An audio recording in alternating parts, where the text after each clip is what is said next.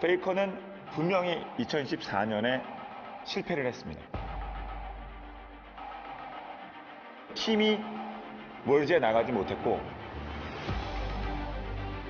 상처를 한번 입었다고 할까요? 하지만 상처를 입음을 통해서 더욱더 단단해진 페이커이기 때문에 지금의 페이커는 2013년의 페이커보다 더 무섭습니다. 한번 내려왔다가 다시 이렇게 올라갔다는 것 자체가 거의 불가능에 가까운 일이라고 개인적으로 생각을 합니다. 노력, 그리고 결국 끊임없는 본인과의 싸움 아닐까요? 그냥 시즌3랑 지금이랑 비교하면은 그냥 여러 방면에서 뭐든지 더 잘하는 것 같아요, 그냥.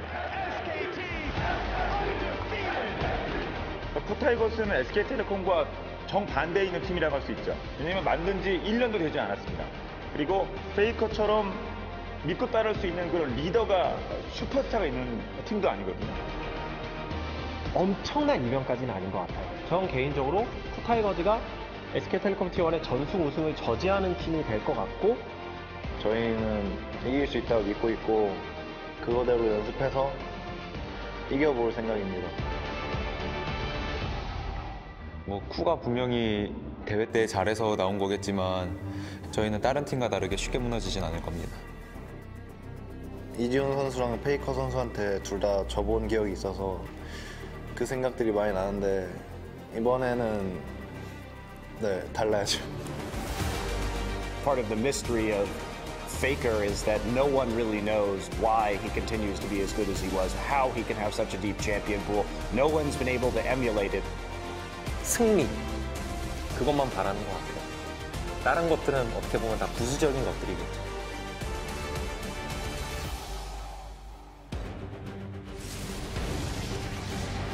Faker wreaking havoc inside the base. It's time for SKT to make it to the finals undefeated. Coup will get themselves the ace, will get themselves the base, and will earn themselves a shot at the Summoners Cup in Berlin against SK Telecom.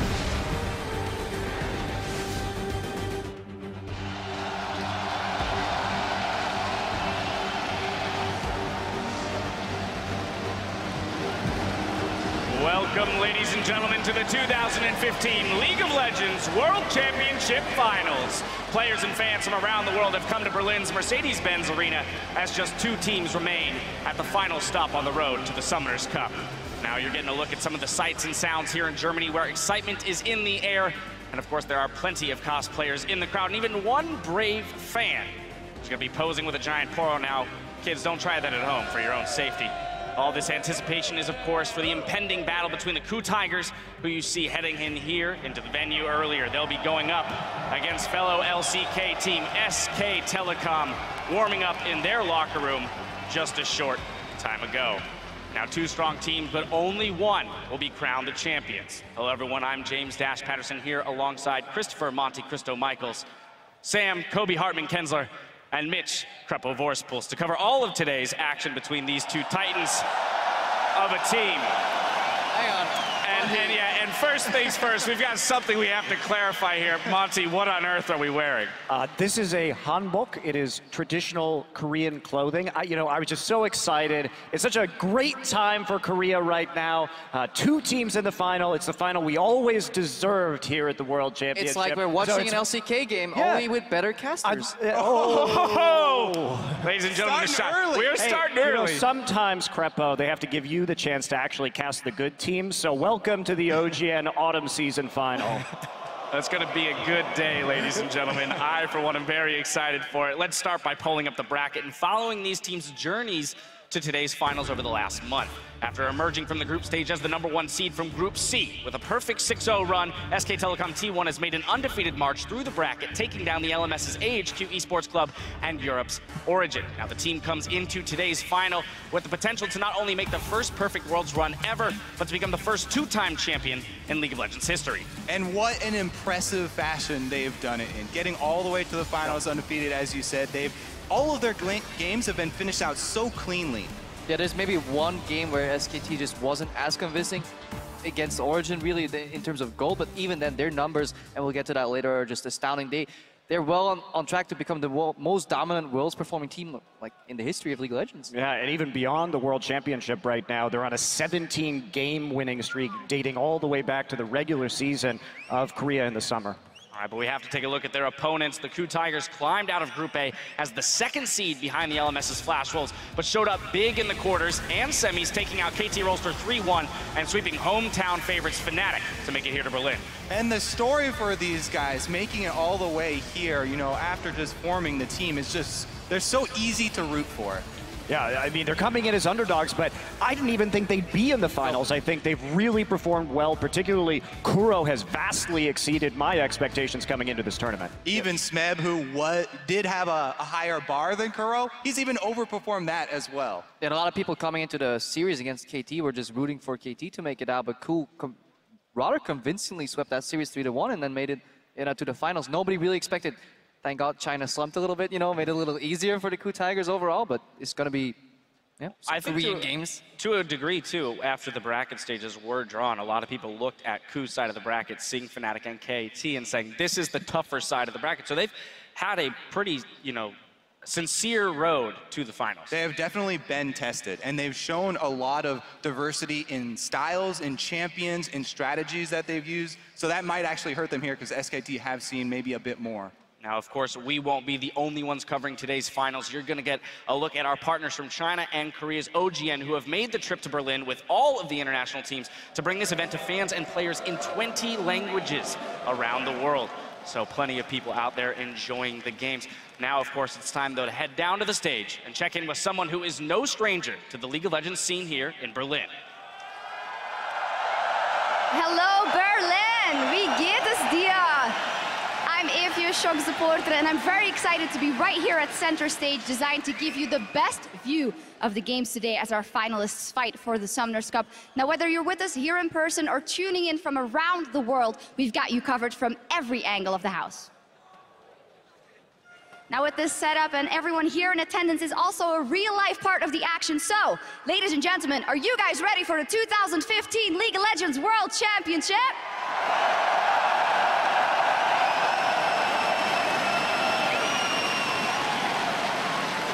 Well, you guys sound about ready, so now let's check in with the guys that will be casting the series today. Thank you very much, Shocks. Hello, Berlin. I am Rivington Bisson III, and I am excited to bring you all of today's action with my partner in crime from North America, Joshua Jat-Liesman, and the Danish Dynamo from the European LCS, Martin DeFiscio Lunga. Gentlemen, usually we come into a finals and you see who the best team in the world is going to be, but SKT approaches this finals already considered the best. Yeah, and the scary thing about it is how easy they have made it look on the road here, not dropping a single game. They haven't really shown a huge variety of strategies, 4 Rise games for Faker. Right. And the fact that they're defending world champions. So they have kind of a chance to be the first real League of Legends dynasty if they can get the second win here, which would be amazing. And then they take on a team who, before this year even started, were a bunch of misfits. Nobody really wanted these players on their lineups.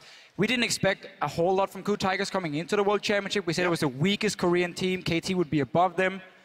We were really wrong because KOO Tigers showed up. That's the thing. Even during the World Championship, you weren't expecting it. They lost twice to the Flash Wolves in the group stage. Flash Wolves fell to Origin. Many people, pretty much everyone, was expecting Fnatic to beat KOO in those semifinals, but it was 3-0. They were even underdogs against KT in the quarterfinals. So every series they've gone to, they have looked to be the underdogs. Same story here, though. Well, they can create the upset. There's no doubt this game would be monumental for KOO. By the numbers, SKT has this game at 10, 15, 20. We'll get into the stats as we go into the game, as we hopefully get 5 matches out of this one if SKT isn't bringing their A game. Have they even opened up Pandora's box yet? I want to see 5 games because we haven't had the 5-game season yet in the bracket stage, but I have a theory of every odd-numbered week brings excitement. First week, and it was like 6-3, then 0-10 in week 2.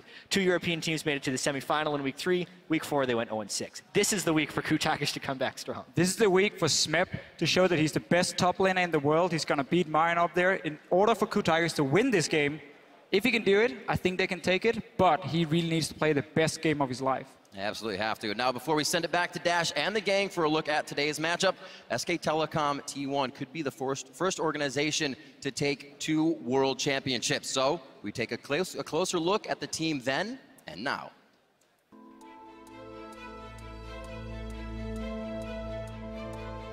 SK텔레콤 이렇게 대한민국의 최고의 팀이기 때문에 그 선수들도 본인 가슴에 있는 SK텔레콤이라고 하는 그 타이틀, 나는 SK텔레콤 팀의 팀원이라고 하는 그 프라이드라는 것도 본인을 어떻게 더욱더 열심히 할 수 있도록 만들어주는 그 힘이 됐다고 생각을 하고요. 시즌3에서의 SK텔레콤 같은 경우 역시 최고의 팀이었는데요. 그때는 실패를 해본 적이 없고 물러서 본 적이 없고 좌절을 맛본 적이 없습니다. 항상 잘 됐죠. 꾸준히 이겨왔고. 2013 시즌의 SK텔레콤 T1은 다소 페이커 그리고 피글렛의 캐리력에 좀 기대는 부분이 있었어요. 그래서 임팩트, 뱅기 그리고 그때 당시 푸우만두는 팀을 서포팅해주는 그런 롤에 좀 치중된. They were very much a scrappy, pick-oriented team. They would play a lot of assassins, have these flashy individual plays, but they weren't necessarily the smartest team. They weren't the best strategic team. They just had a wide array of talent. Yeah, we gotta introduce you guys to Faker if you haven't seen him already, because he might be just the best mid laner in the world. 페이커는 최고의 엘리트 코스를 밟아온 그런 선수죠. 2013년 기준으로 봐서. 지금도 역시 최고의 선수긴 합니다만 페이커는 분명히 2014년에 실패를 했습니다. 왜냐하면 페이커 자체로는 성공했을지 몰라도 팀이 월드에 나가지 못했고 결국 팀의 중심이었던 페이커는 실패한 시즌을 보냈습니다. 하지만 지금의 페이커는 본인이 항상 하드캐리해야 한다 그런 욕심도 버렸고 팀 플레이를 통해서 팀을 살리는 방법, 팀을 살림으로써 본인이 슈퍼스타로서 다시 자리매김하는 방법, 그 방법을 터득했죠. 지금의 페이커는 2013년의 페이커보다 더 무섭습니다. 페이커 선수는 그때는 뭐 갓 데뷔했을 때고 경험도 별로 없었는데 물론 잘했지만 지금은 경험도 많아지고 경기 수도 훨씬 많다 보니까 훨씬 노련해지고 잘해진 것 같아요. 저는 이번에 SKT가 우승을 하든 우승을 하지 못하든 그거는 크게 중요하지는 않다고 봅니다. 이미 페이커는 전 세계 유일무이한 존재고 다시는 등장하지 않을 그런 스타라고 생각해서 Right now, mid lane turret also goes down. The flash engage from Faker. Yeah, there's the Rune Prison in there. All of the spells, all of the time. Faker, the 1v1 against Pawn. Returning to the stage, your 2013 world champion. Wow, Lauren just eviscerates. Why isn't Easy who gets it? Bang, bang, he wants to shoot this. It's time for SKT to make it to the finals undefeated. Fast forward to now, and it's less about those flashy plays and more about dominance on the map, dominance in the macro game. In Season 3, it was a lot about Piglet and Faker, whereas now it's much more about Marin and Faker, and Bang is more of a reserved role within the team than the AD carry used to be. They still have that same level of individual skill, but the strategy has gotten much, much better through experience with a lot of these players. 일단 시즌3랑 지금이랑 비교하면은 그냥 간단하게 말해서 그때는 지금보다 못했던 게 맞은 것 같아요. 한번 내려왔다가 다시 이렇게 올라갔다는 것 자체가 거의 불가능에 가까운 일이라고 개인적으로 생각을 합니다. 이게 가능했던 거는 아무래도 정답은 되게 단순한 것 같아요, 의외로. 노력, 그리고 결국 끊임없는 본인과의 싸움 아닐까요? 이게 되게 단순해 보이면서도 실제로 이걸 못하는 선수들이 훨씬 많습니다. 지금의 시즌5 SK텔레콤은 시즌3의 승리 이후에 큰 패배를 맛봤습니다. 시즌4에서는 특별히 우리가 기억나는 건 한 적이 없고요. 시즌5 초반에도 역시 우리에게 실망을 안겨줬습니다. 그리고 기대를 했던 MSI에서 또 큰 좌절을 맛봤죠. 실패를 맛보고 그 좌절을 딛고 일어나고 그 어려움을 해결을 하고 이 자리에 다시 우리에게 나타난 SK텔레콤이기 때문에 시즌3의 SK텔레콤보다 시즌5의 SK텔레콤은 더욱더 강하고 더욱더 확실한 승리를 만들어내는 것 같습니다. A brief history lesson for you there about SKT. I mean, the organization itself much bigger than that, and we'll get right down into that. As we close into Game 1, let's look at how these teams have performed historically, starting with SKT. Yeah, let's definitely start with SKT because this is a team with such a storied history of esports success. You know, it's not even just Korean esports, and not even League of Legends. Before League of Legends even existed, over a decade of StarCraft success with famous players such as Slayer's Boxer. And then when transitioning to League of Legends in Season 3, they were able to win the World Championship within 6 months of forming the roster. Well, I mean, that's just how it has been with SK Telecom. They are the premier esports organization within Korea. They always have access to the top players. Everyone wants to play for this team. So it's led to a long, many years of success and many years of dominance in many titles. Right, and then of course, if we narrow the microscope to just this year as a team, their record has been absolutely phenomenal, spring through summer, and only getting better, Monty, as the year has gone on. As you mentioned, that 17-0 streak that they're currently on in terms of games. Definitely agree. I mean, the way with which they've done it too. Not only are they undefeated here at Worlds, but they've done it so quickly and so cleanly that they really haven't left much room for teams to try and develop the counter strategies. Yeah, and they've been building this up all year. If they look at spring, they went 29-11, summer 38-6. So over time, they're winning more, losing less. At Worlds, that trend only continues. Haven't dropped a single game. They maybe trailed behind in goal at 10-20 once this entire tournament. Nobody's even ready to challenge SKT. Yeah, it's not winning more or losing less. It's winning more or losing none now, which is a great trend. That's exactly where you want to be. There have really been only two kinds of teams here at Worlds, SKT and teams that lose to SKT. Maybe teams that haven't played them yet. Right. It's very easy categorization. Well, of course, then, too, we do have to look at the fact that they have only lost 2 series this entire year. The first one, EDG at the Midseason Invitational, and the second one, CJ Entus in the LCK Summer Split. So from a series standpoint, when you ignore their, minimal losses here and there, only 2 series dropped in an entire year is a scary sight to be walking into when you're about to step on stage across from them in a 5-game series for the World Championship. I think such a huge part of that has been the development of Marin and his growth on this team, turning into such a good shot caller and such a prominent top laner when the meta shifts to top lane. Now, we've spoken about the fact that SKT has taken home the top prize in their first year as a team, while their opponents, the KOO Tigers, are looking to do exactly the same thing here today. And this is such a great story with the KOO Tigers. These were guys who, when the Korean scene consolidated from 2 teams into 1, there were a lot of players that were left over, and so Najin lost 4 of their players, so we call them Smeb and the Najin, Smeb from Incredible Miracle. But while we talk about SKT and how much infrastructure they have and how nice their practices facilities are with walls of trophies, when I first visited the KOO Tigers house, it's a new team. It's like 6 guys in a small apartment. It was just the players and No Fei, their coach, also former Najin player. So they started out without many of the luxuries or support that a lot of these top Korean teams have. And they have been so scrappy and stuck it out. And through really sheer force of will, they've made it to the World Finals. Yeah, and talk about improvements in top laners. I mean, you talked about where they got these players from. Smeb's reputation last year, very different from his reputation this year. Yeah, they even used him in highlights. Like, you died to Smeb, really? Yeah, like that's something that would destroy your confidence back then. Yeah, back then. But also, they're just so tenacious, the KOO Tigers. They don't really give up because they haven't had that really easy road like SKT have. They've had ups and downs. They've had tournaments where they came in like super hyped and suddenly, didn't all go all that great. And then now they're Worlds, like, nobody expected them to be in the finals. People expect them to lose against KT. They just shrug it off. They even have the little, let's make this place into a library trash talk going for them. So I just really enjoy watching them. Yeah, their comeback, after the huge bump that was IEM, and the ensuing weeks back in Korea after that, it's been such a huge resurgence for this team to get back to this level. Yeah, I mean, IEM, for me, that's still the biggest upset in League of Legends history. The KOO Tigers losing that best of 3 to the 12th, the last place Chinese team, WE, was such a shocking turn of events. But they had the fortitude to bounce back, like you said, and now they're on the biggest stage. I think a large part of that, too, we've looked at their drafting phase, especially recently in the World Championship. We're coming out of the drafting phase saying, well, the coaches have put together a phenomenal, toolbox that the players then get to put to use and style on other teams with. Yeah, absolutely. The diverse champion pools come from almost every player, too.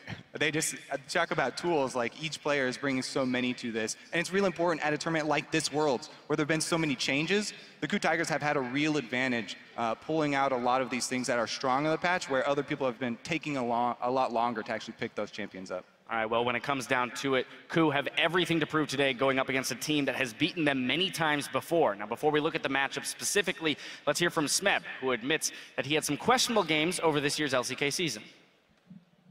제가 LCK에서 너무나 많은 경기에서 그런 약한 모습을 많이 보여줬어요. 그리고 저 자신도 그렇게 생각하고 있고 그래서 그런 평가에 대해서는 저는 당연하다고 생각해요. 그리고 그 평가들을 이번에 좀 엎을 수 있는 그런 기회라고 생각하고 저는 아린 선수가 지금 정말 새 채탑에 좀 근접해 있는 선수라고 생각하는데 결승전에서 그런 선수를 이긴다면 정말 더 기쁠 것 같아요. Notice how he snuck the word close in there. He's close to the best top laner in the world because Smeb himself very well might close. be. They're sitting right That's right. across from each other. They're 1 game away, or 5 games, or three wins away. Well, anyway, let's take a closer look at that matchup specifically, Smeb versus Marin. We've put so much focus on Smeb as a player for KOO, but just on the flip side as well, we mentioned that Marin is a big part of their wins. I mean, both these guys are topping the rankings. So, like, if you look at both Marin and Smeb individually, it is impressive. But what stands out even more is that Smeb gets less, but performs even better than Marin in this tournament. If you look at just damage done, he gets less gold overall from his team, but somehow deals more damage. And those two are by far the best top laners in this tournament. I do really want to jump on these stats because people are going to go waving these around, and I don't think they're necessarily signify which of these is a better player in isolation, but more signify how these two teams have gotten to the finals. SKT, their entire team has gotten ahead in the lane phase, and then they transition into a mid game where they apply pressure at multiple points, and they finish it out very quickly. So Marin actually has also the highest CS per minute of any top laner. And the damage dealt to champion stat is actually a bit warped there for Smeb, because that's just damage dealt to champions. Marin is doing a lot sort of PvE work for his team. And the way that KOO have gotten here is through winning team fights. And they've needed Smeb not only to solo kill his opponent, but also come in and win them team fights. And in the 5-on-5 fights, whether it's 1-on-1 or 5-on-5, he comes up with these clutch plays over and over. This is where I want to turn to Monty because I want to hit on Marin first in this matchup. You know, Kobe just mentioned how these stats to a degree might tell a lie in the way that they will match up 1v1, but more about how the teams play with those individuals. So Marin first on SKT. Well, yeah, Marin, like Kobe was saying, I absolutely agree. It's about being a split push threat. If we look at Marin, he's averaging something like plus 72 CS at the end of the game against his opponents. So he has been absolutely massive when it comes to split pushing, making sure that he's safe and constantly applying pressure across multiple lanes while also getting some impressive solo kills. Yeah, and that just allows SKT to play the game that they like, pushing on all 3 lanes while he's drawing so much pressure. Either you deal with Marin or you lose your base, and when you're dealing with Marin, well, you're probably going to lose the Baron anyways. They're so good.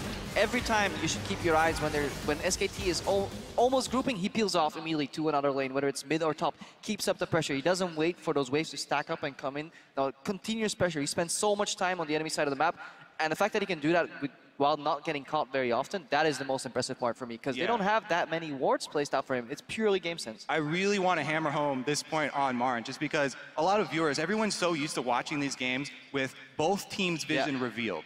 So you don't get that same feeling, a lot of the players, when you're in these situations of the fog of war and what you have to work around. Marin is so good because he actually builds items to play this strategy as well. Early home guards for early experience advantage so he doesn't miss any waves. Also 100% uptime on his teleport. He saves it for the objective plays. And he builds Tiamat almost every game so he instantly clears the wave, then retreats into fog of war, simultaneously denying information to the enemy team. And it's just hard for people who haven't been in that situation to really understand the greatness that is Marin. Whereas Smeb, you're like, oh, he solo killed that guy. He's crushing the team fight. Yes, that's where I want to go next. I want to go to Smeb because that is exactly the point. So often when KOO was in maybe a losing situation in the game, all eyes went to Smeb and say, can he solo carry from the side lane?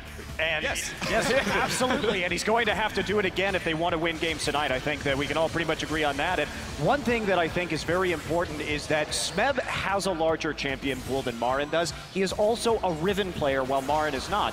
And we noticed that in the Fnatic series, Fnatic took great pains to draft around Smeb's Riven. So I'm really curious what Coma has in store for us from SK Telecom. How are they going to play around this Riven tonight? And I think that they will have something prepared because yes, people are saying Martin's only played a lot of Fiora and a lot of Renekton. That's not a very deep champion pool, but they haven't been pressed, as we've been talking about. And last time SKT played the KOO Tigers, week 9, back in the regular season of the LCK, it was Marn who was counter-picking Smeb. The KOO Tigers were prioritizing Maokai, and Marn kept picking the Fizz over and over into it and punishing him. I got to move us through the rest of the lanes. Moving over to the jungle. I know. There's going to be so much focus on this top lane, and we will get to talk about it more, I promise, gentlemen. To the jungle, though, Bengi, Hojin. Interesting champion pool thing here, because we saw Hojin come out with that Zac when we were questioning how teams were going to react to Gragas being out of the tournament. Well, he pulls in the Zac. Bengi went for the Jarvan. Two very different junglers. Yeah, they obviously share Elise and Rek'Sai here as jungle picks, but it goes multiple directions, and these champs are very likely to stay up. Nobody's going to ban Zac, nobody's going to ban Jarvan or Evelynn, so we could see a repeat performance. I'm still not sold entirely on the Zac. I don't know how you feel about it, Monty. I think it's great for team fighting, but it did show a lot of weakness in the early game, because I think the Zac combined with Hojin's style of jungling leads to some problematic underfarming. Hojin finds really creative ways to get behind an experience while still not... Well, okay, yeah, so team fighting, a very important thing for the KOO Tigers. Moving to the mid lane, though, I want to focus on Kuro, because we have pointed him out as a possible weak link for the team, but really, he's been but he's been overperforming this tournament. He's been performing very well. The only sad part, or the bummer for him, is the fact that he's going to have to go up against either Faker or Easy. Well, I mean, coming into this, we can talk. Kuro has definitely surprised me. I did not expect him to reach this level of performance at the World Championship. He's been very reliable. He actually has more earned gold per minute than Faker does. Now, the problem with that, though, is that Faker does more damage than Kuro does with less gold. So we see that while Kuro is a great player and he's doing very well, he still has problems when it comes to reaching Faker's level of efficiency.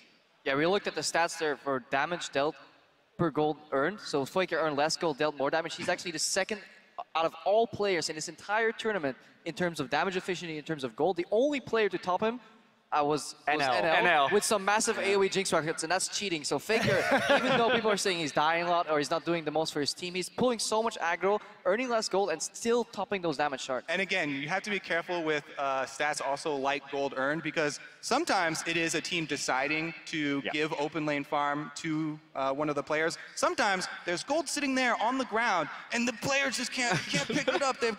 Can't get the CS, but whereas, players like Faker, players like Marin, you'll see them hit every single one, even when they're trying to clear. Let's move on to the players that don't have to worry about picking up gold off the ground, because it just falls into their pockets by virtue of being around. Hey man, that Relic Shield is really hard to talk about. That's true. All right, I'll give that to you. You have about 45 seconds down the line to talk about these supports. What I love about SKT versus KOO in this matchup, just about wards.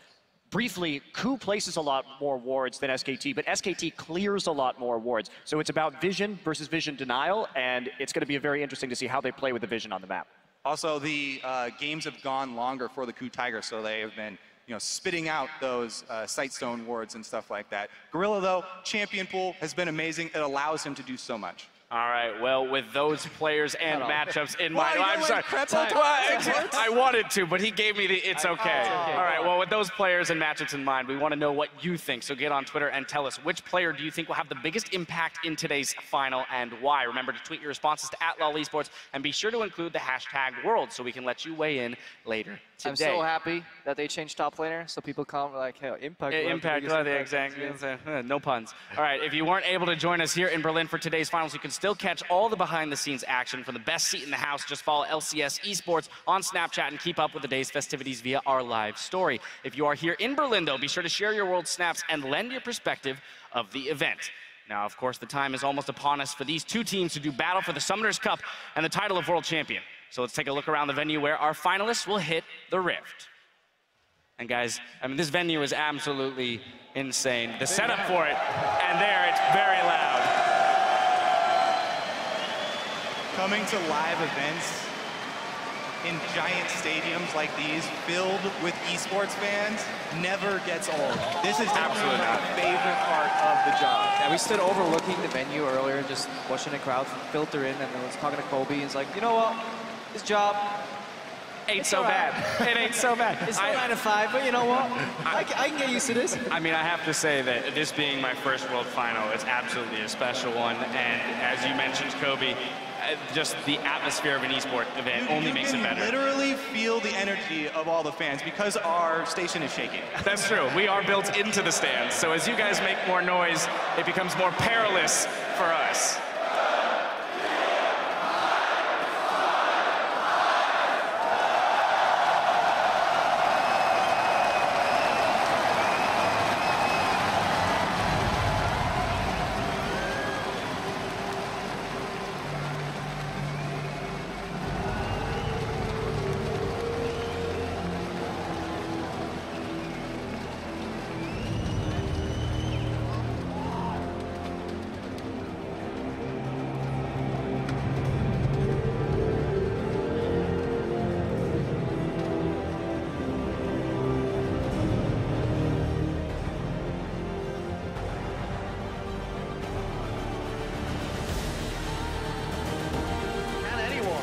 Stop Samsung White.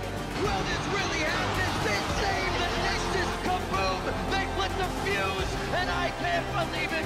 Triple to Ferruzzi, and that's going to be the game.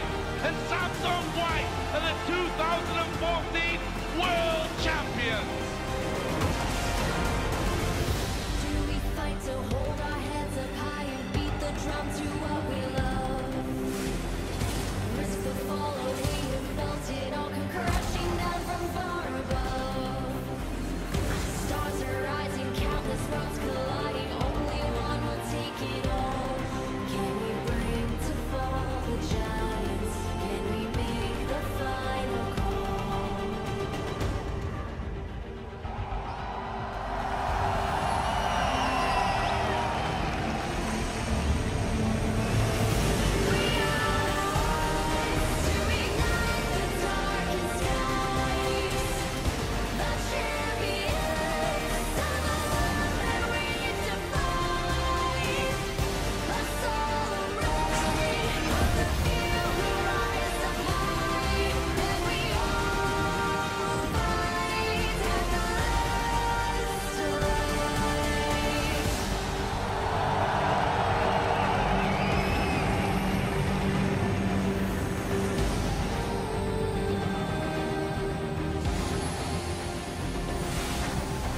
Hearing voices from afar, join the madness when the curtain falls. Risk it all, hold nothing back. Seize the day, we must attack. Stars are rising, countless worlds colliding. Only one will take it all. Can we bring to fall the giants? Can we make the final call?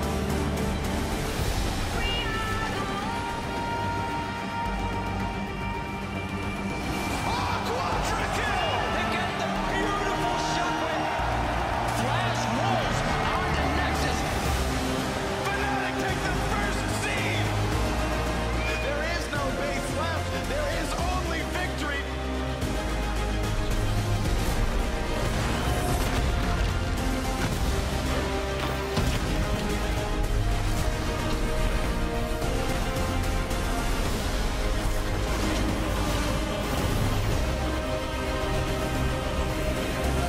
And it's gonna be all five to save the game. Fnatic will advance to the semi-finals, the only team to do that 3 times. SK Telecom, the one step closer to the Summoners Cup.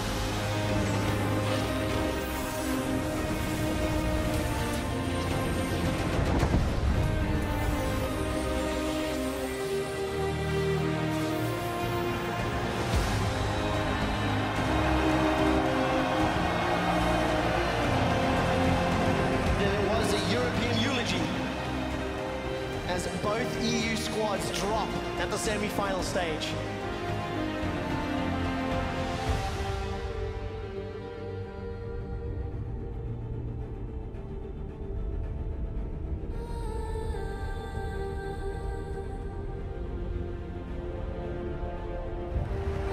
Faker wreaking havoc inside the base. There's no stopping him now.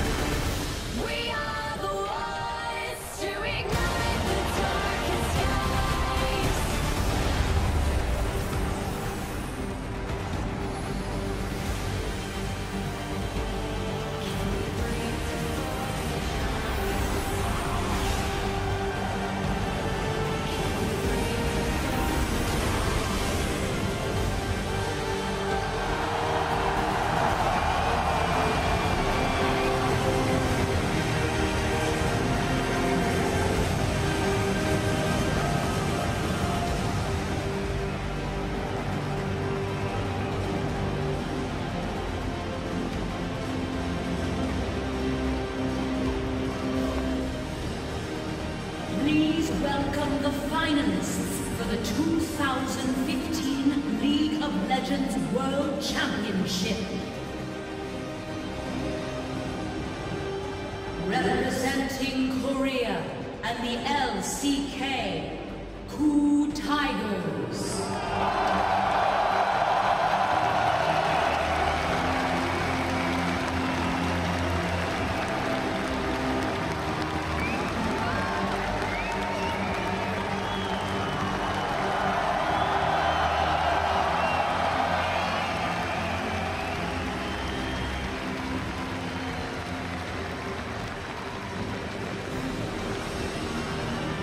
Top lane, Smith.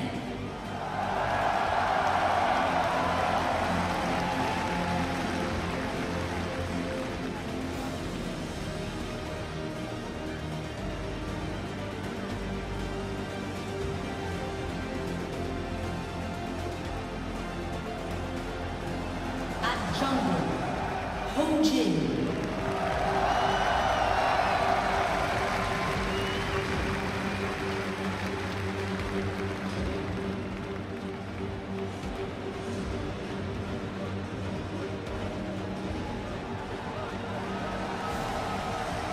Mid lane, Kuro.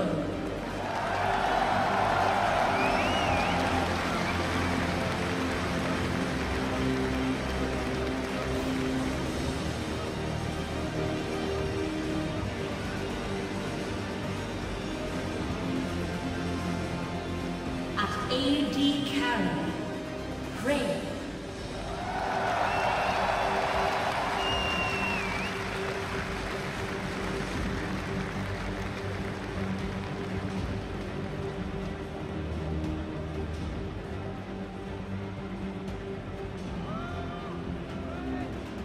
Support Gorilla.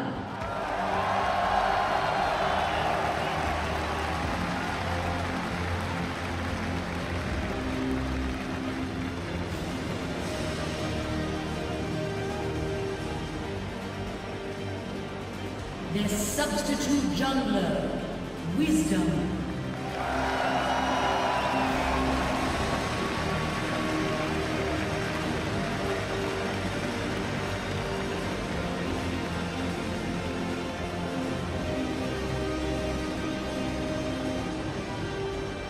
And their coach, Nofei.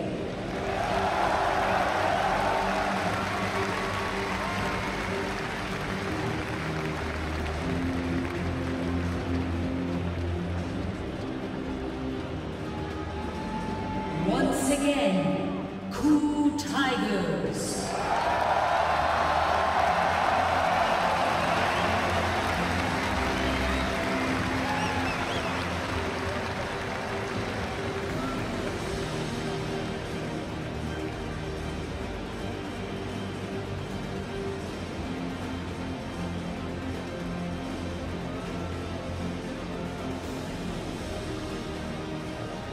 Their opponent, also representing Korea and the LCK, SK Telecom T1.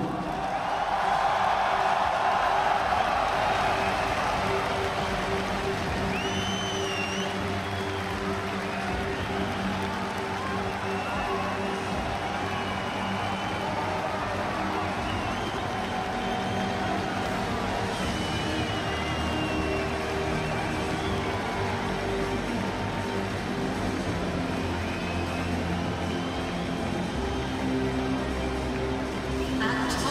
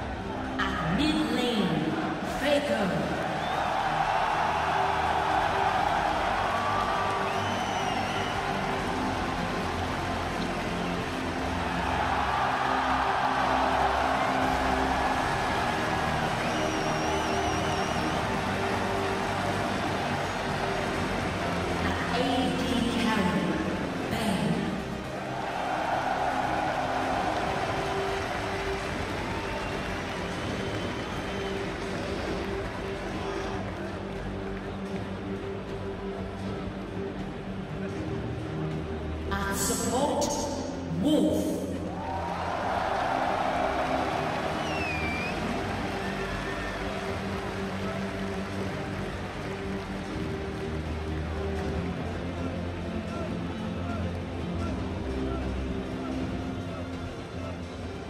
Their substitute mid laner, Easy Moon.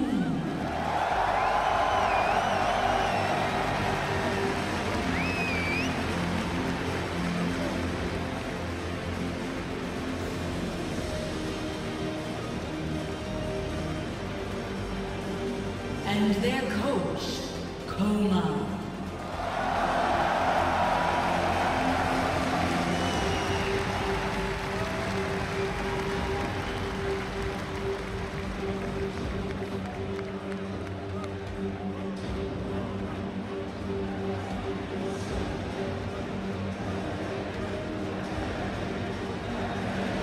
Once again, SKT T1.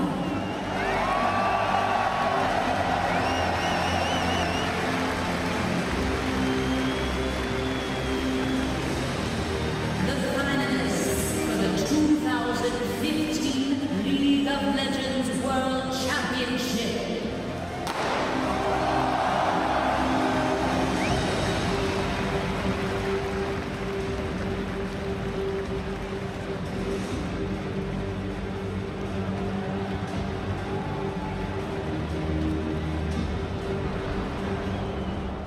And Gorilla, he boots them away with the headbutt. That should be a kill, but the arrow comes in and they turn it around. Prey refuses to die. Run down, and Huni will not find anything. A quadra for Kuro. Then Hojin, he's going to one up away. That's going to be a kill. Hojin will pick it up. And Smeb will be smiling with that one. Ku will earn themselves a shot at the Summoners Cup in Berlin against SK Telecom. Wow, Morin just eviscerates him, and SKT demolish H2K. But Bengi trying to get the work done. Amazing J walking around. First blood goes down for Bengi. Yeah, there's the Rune Prison in there. All of the spells, all of the time. Faker, the 1v1 against Pawn. He puts the ulti in for the shield and flashes over the wall. Almost dies, and Easyhoon gets it. It's very low red card thrown out, but Wolf comes in for a bit of bloodthirsty support kill stealing. Bang, bang, he wants to shoot them down. He's rocket jump forward. Bang's looking for the double. It's time for SKT to make it to the finals undefeated.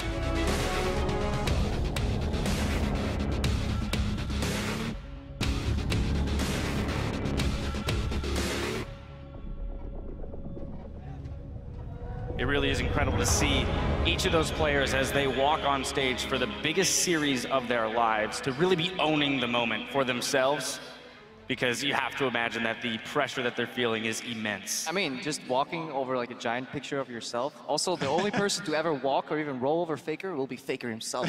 You know, on that stage.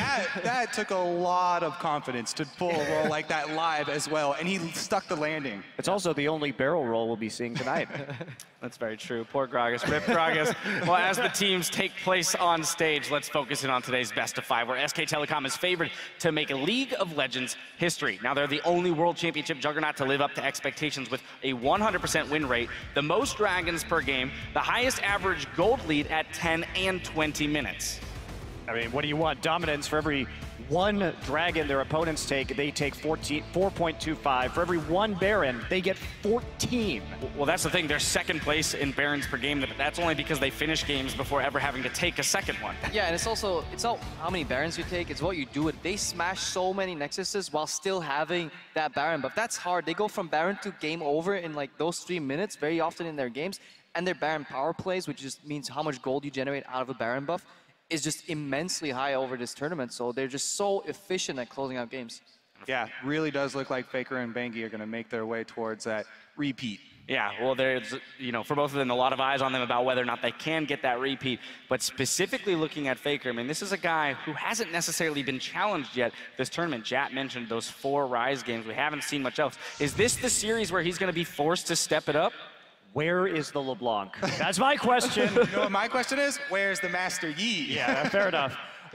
14 champions that he played over the course of the summer season. He's had 5 here at Worlds, but they haven't really been that surprising, and he's been mostly just dominating on Rise. He's the only Rise player in this tournament. He's also just a player that understands matchups well. He doesn't need to play them a whole lot to really understand the intricacies and the ways to outplay. Like, look at the Rise into DF matchup, the counter pick Olaf into the Aurelia, one of the picks that he actually debuted himself. So he knows all these matchups.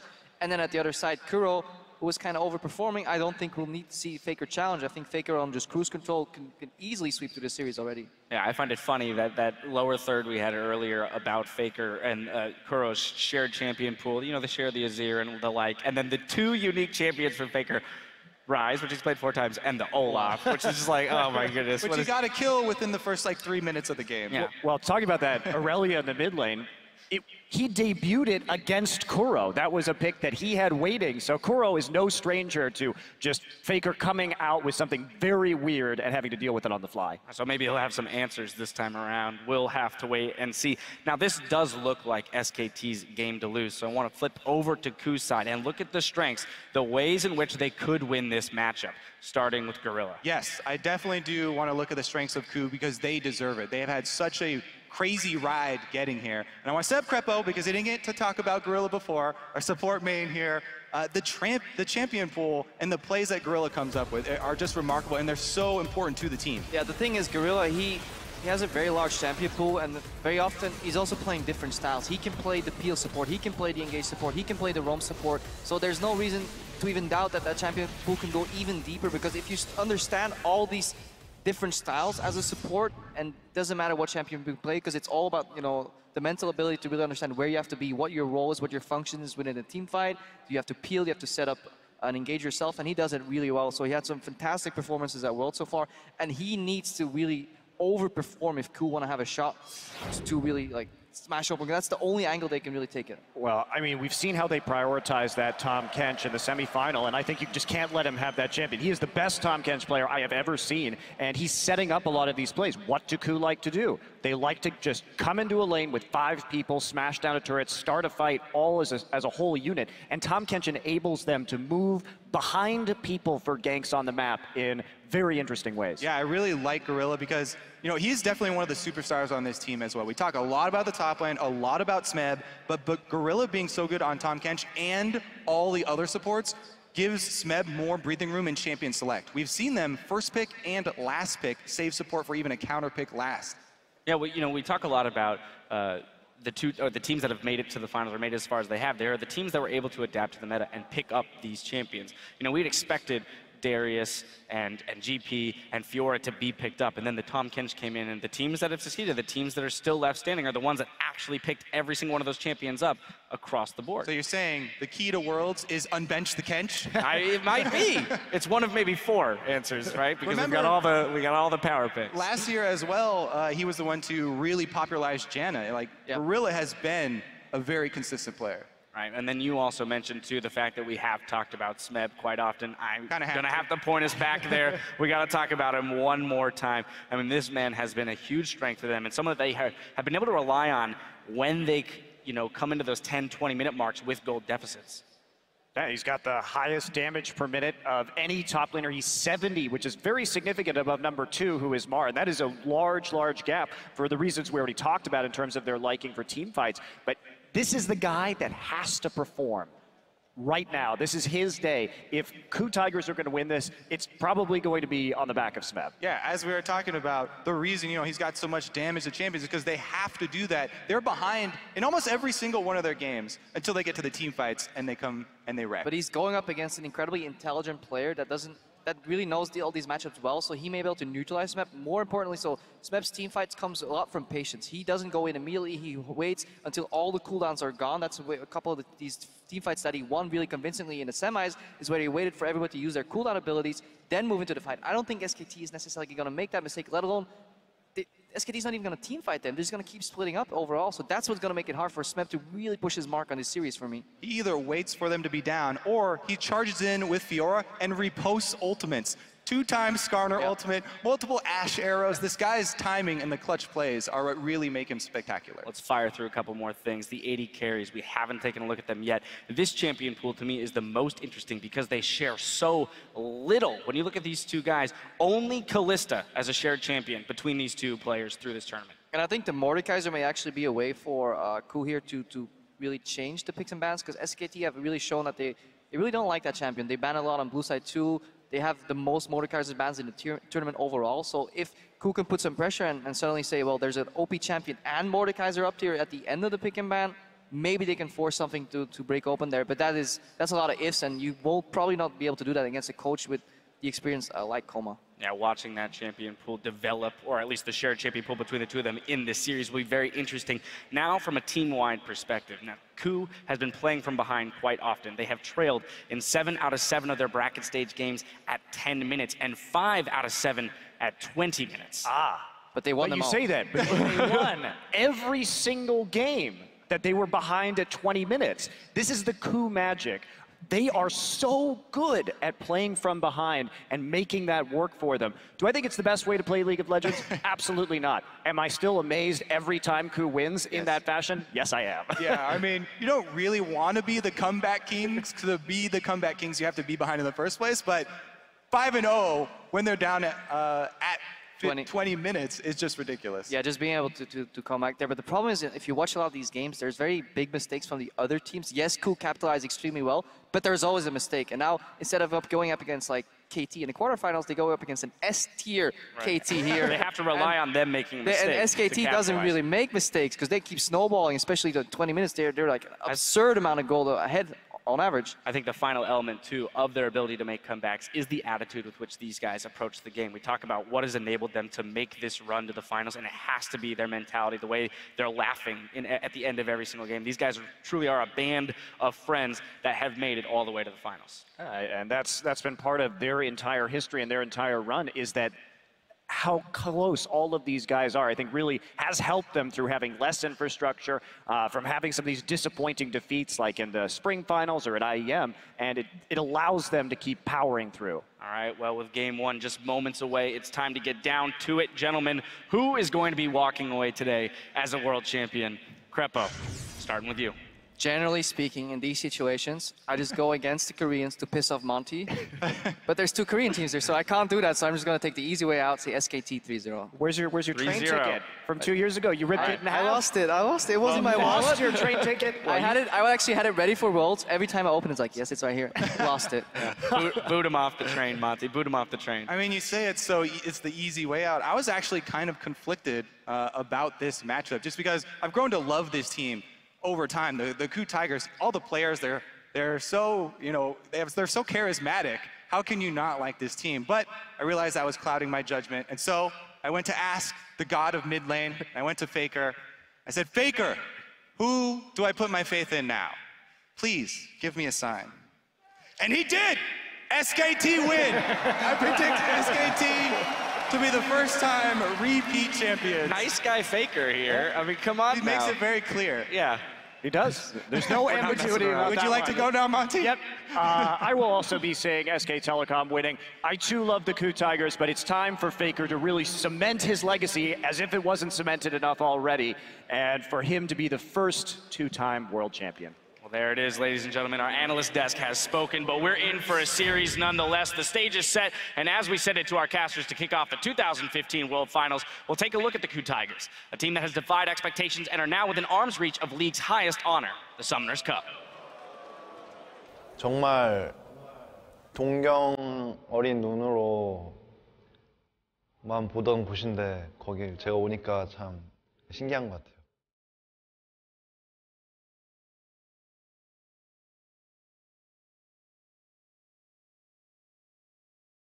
결승전까지 올지는 몰랐는데 여기까지 온 거에 대해서 저희는 기적이라고 생각을 하고요. 저희끼리 똘똘 뭉쳐서 이렇게 결승전에 오고 나니까 되게 뿌듯한 것 같아요. 왜냐하면 다른 팀들과 조금 다른 느낌이라고 저는 생각을 해서. I've never seen a team that is louder than the Ku Tigers. They are always having a good time, laughing, shouting at each other in the booth. Let's go!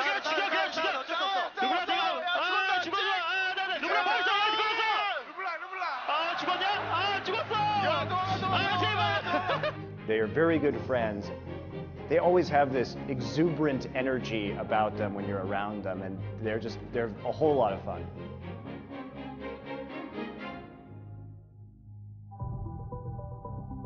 물론 게임이 직업이긴 하지만 게임을 같이 하는 친구들이라고 저희는 생각을 해서 처음에 저희 팀이 이렇게 만들어질 때도 저는 아무 얘기를 할 수 있는 그런 사이가 저는 가장 중요하다고 생각을 해서 그걸 중점으로 생각을 했고, 저희 팀은 항상 분위기가 좋을 때 가장 잘했고 분위기가 안 좋을 때 가장 못했어요. 저희가 좀 기복이 심한 팀이긴 하지만 그래도 성적이 그렇게 나쁜 편은 아니었는데 그렇게 많이들 생각하시더라고요. 약간 약한 팀이라고. 경기장에서 응원을 할 때도 다른 팀보다 저희 팀 응원이 적고 저희 이름은 거의 안 나오거든요.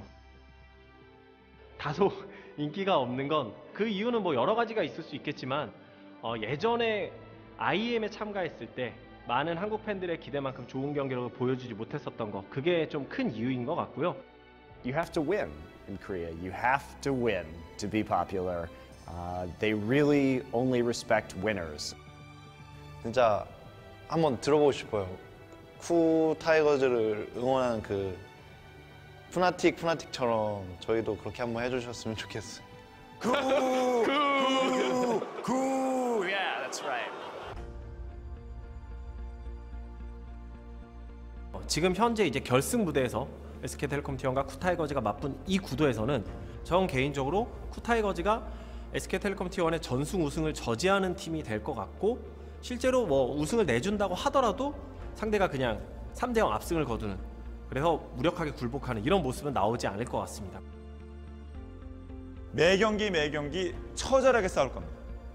SK텔레콤이 소환사컵을 이렇게 들겠지만 SK텔레콤의 KDA는 박살이 날 것이고, 소환사 협곡 내에서 SK텔레콤의 건물은 넥서스를 제외하고 몇 개 남지 않고 완전히 날아갈 것이며, SK텔레콤 선수들은 정말 피투성이가 돼 있을 겁니다.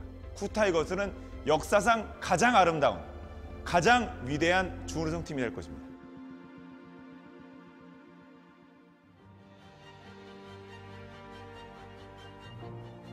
솔직히 지금껏 만나왔던 팀보다는 힘들겠지만 저희가 약팀으로 평가되는데, 그런 저희가 SKT를 이기면 엄청나게 파장이 클 것 같아요. 스맵이 보여줬던 8강, 4강에서 보여준 출중한 경기력과 팀 차원에서 봤을 때 한데 뭉쳐서 정말 으쌰으쌰하는 이런 경기력, 이게 나올 수 있다면 SK텔레콤 T1을 잡을 수도 있을 것 같고, 그건 이제는 정말 엄청난 이변이라기보다는 이변 아닌 이변 정도로 얘기할 수 있는 수준이 아닐까 싶어요.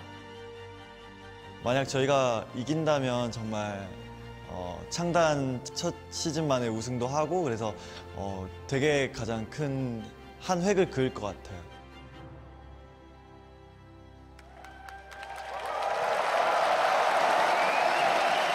And with no doubt an amazing amount of pressure on the Coup Tigers today, but that camaraderie, that mentality that they bring together is absolutely going to help lift them up over the pressure and help them play to their best, because in this best of 5 against SKT, it is going to be absolutely necessary. I think Gorilla, he said it here in the end.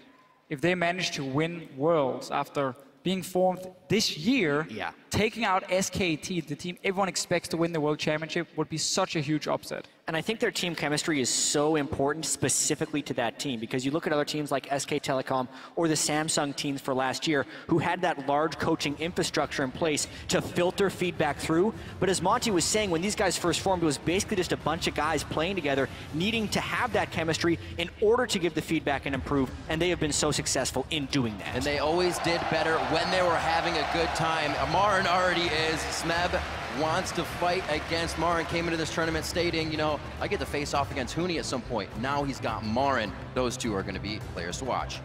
And now we need to see what the teams wants to do for game 1, because we keep talking about how Smeb can beat Marin in the top lane. That's a way for Coup Tigers to win. But that's a very easy strategy for SKT to figure out. Okay, they might try and camp out top laner and kill him, so they should be ready for that. first ban for Ku Tigers, though, does show they want to respect the counter pick to Fiora that we normally see. Well, already we have a pinch of Lulu or Gangplank, so Lulu could actually go through to SKT right here. Already with SKT bans as well, they banned Tahm Kench, something that Ku Tigers had not banned this entire world. So Ku wanted that. Now we'll see if SKT takes the Lulu away. It's that or Rek'Sai. What Ku Tigers is doing is saying, okay, we ban Elise, our jungler, in order for him to have an early game impact, he needs